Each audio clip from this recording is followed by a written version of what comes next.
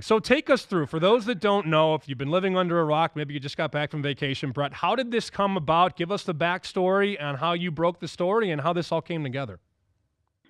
Yeah, I'll try to do the cliff notes, but basically, I had heard several weeks ago there may be some domestic violence issues with Ohio State wide receiver coach Zach Smith.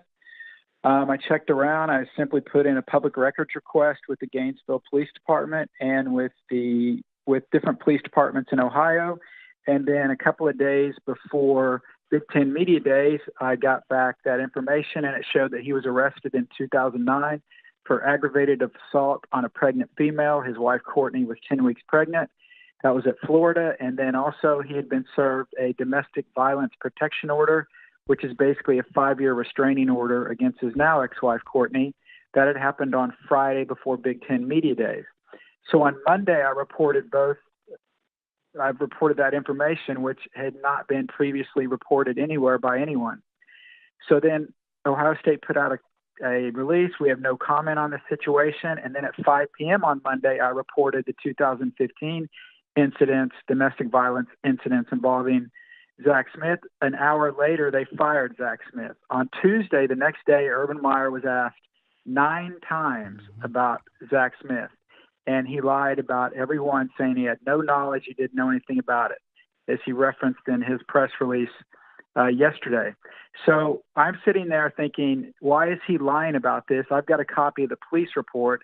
It didn't make sense. I kept reporting. I eventually tracked down Courtney Smith. She agreed to talk to me. First time I talked to her, we spoke for 2.5 hours on the phone. She had an unbelievable wealth of information. We had several phone conversations. Finally, I said, I need to talk to you in person. I need to go over everything you've told me, you've shown me, and verify that it's accurate. I don't want to report a he said, she said story. I then flew to Columbus. I spent 3 days in Columbus speaking with her. Once I did, I came back and then reported it on Wednesday, basically showing that Urban Meyer, based on text messages between Shelley Meyer and Courtney and other wives of the coaching staff, that Urban had to know about it. And then Ohio State announced they were investigating my report. And then yesterday, Urban puts out a statement that says, I'm sorry, but I can handle, calling a play against Michigan in double overtime to win a game, but I was not prepared to take questions at a media day event. And then now we are on Saturday waiting to see what Ohio State will do with the future of Urban Meyer. Brett, when you look at the statement released yesterday, I was of the opinion, and I said this earlier today too on our show, I thought that statement did more damage than good with Urban Meyer, because you mentioned in there how he says I knew about the incident in 2015 and I reported it, and yet at Big Ten Media Day he sat there and denied and asked, and actually didn't he have a shot at you too? Like, I don't know who comes up with a story like this.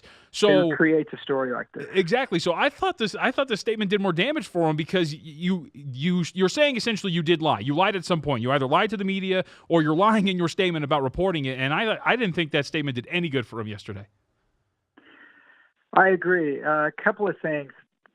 Any statement where the third paragraph starts with "Here is the truth" tells me, okay, so you've lied the entire time, and now because you say "Here's the truth," this is the truth. You're absolutely right.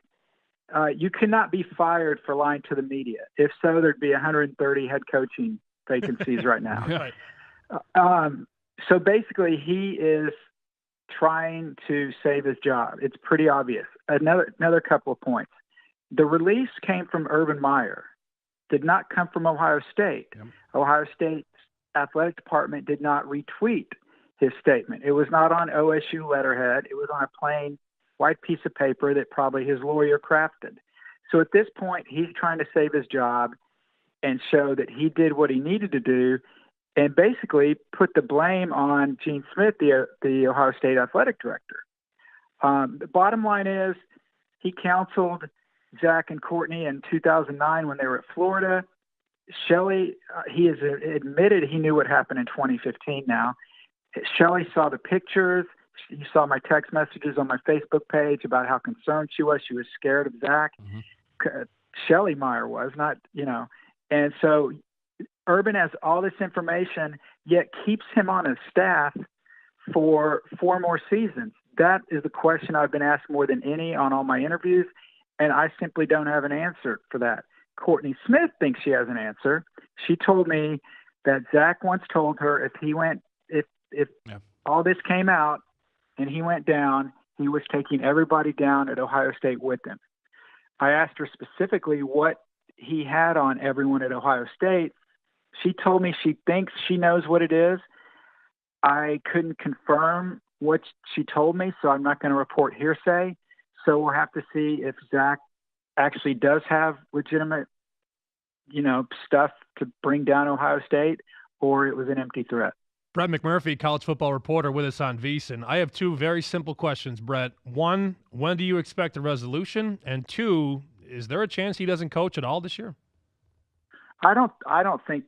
Well, let me phrase it. I wouldn't think that he would coach again this year. Ultimately, it's what Ohio State determines.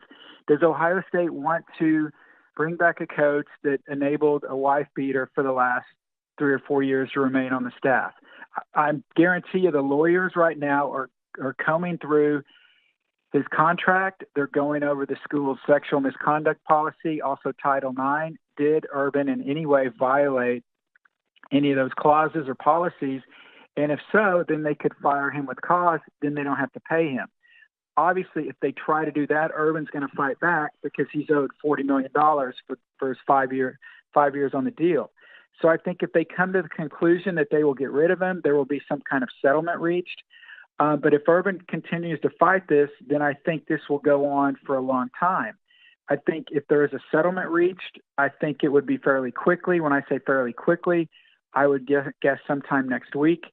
If it goes beyond next week, then they will be doing a full-blown investigation, and that means Urban Meyer has dug his heels in to remain coach at Ohio State. I talked to about 24 ADs around the country on Thursday and asked them how they saw this shaking out. One AD summed it up pretty well. He said, look, the Ohio State president right now is scared out of his mind because he doesn't know where this is going to go. They saw what happened at Baylor and Penn State where the AD and the president were both fired. Ohio State fired Woody Hayes. They fired Jim Tressel. It can fire Urban Meyer.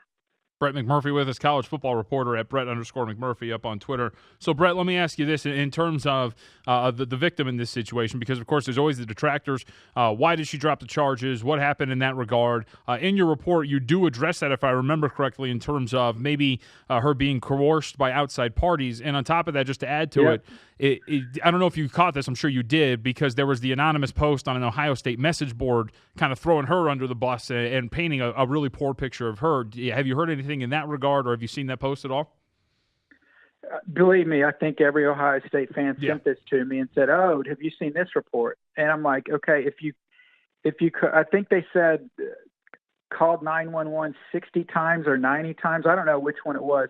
I believe you misused 911, you would be arrested." So, it's comical. I would love to actually, although no one would buy it, I would love to not even write a book, just basically cut and paste all the responses I've gotten from Ohio State fans, because I've been called a lot of things in my life, but I've never been called some of these names. They're pretty creative. I will give them credit. But it's unreal. And again, the focus of my whole story starting out was the domestic violence issue with Zach Smith.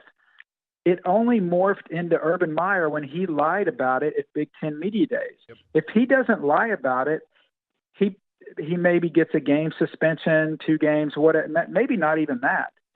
But because he lied about it, then when I did my report that came out the following week, basically I was presenting evidence, text messages and other documents that he knew about it, because he said he didn't. If he said he knew about it from the outset, I don't know how I would have reported my story. I still would have reported it, because you had a wide receivers coach on staff, that had just been fired, who had a history of domestic violence. But the reason Urban Meyer's in this position is because of Urban Meyer.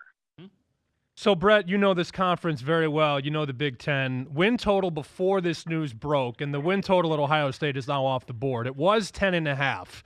If Urban Meyer's not coaching, let's just play hypothetical here. If he's not the head coach, what's the accurate adjustment? How many wins is Urban Meyer worth? I would probably react more than Vegas. I would say 9.5, maybe. Nine's probably too low. I'm guessing Vegas, you guys may have a better read, would maybe just drop it to 10. You look at their schedule at Penn State, at Michigan State, those games, under, I don't know what the projected lines are, under way, 3-point field goal either way. The TC game, neutral site in week 3. Other than that, they're going to be favored. Yeah, I look at that game against TCU. 9's probably too low. Yeah. I'm guessing. I would say they'd put it back at 10. That TCU game, but you bring up a good point, because if they don't have Urban Meyer, they lose the coaching advantage in the TCU game. I'll take Patterson over whoever else. Absolutely. I'll take Harbaugh. I'll take Franklin. I'll take D'Antonio. And I go back, and you can't really compare it, exactly to what they did when they got rid of Tressel. But that year, Brett, win total was about 9.5. They go 6-6, lose the Gator Bowl with Luke Fickell. Yeah, I agree with you. I mean, if you ask me if they put 10 up there, I'd go under, because that means they're going to have to win 11 for me to lose, and I don't see that happening. I don't see a 6-6 season unless they just totally pack it in. Again, we've already mentioned the games that could be challenged. We didn't even mention Michigan at the end of the year. Right. But actually that game has not been a problem. Not to make light of the whole situation, but one of my favorite tweets that I saw was, Michigan needs to hire Brett McMurphy so they can finally beat Ohio State. Well, I think that has legs to it. Do you confirm or deny you'll be the next head coach? No comment. No comment. All right. Bang up job on this, Brett. Outstanding work. You can check him out on Facebook and on Twitter. Brett McMurphy, college football insider and reporter. Congrats on the scoop, Brett, and I know we'll talk again soon. Thank you so much. Yeah, let's talk again when the season gets here. You got it. Brett McMurphy, college football insider, college football reporter.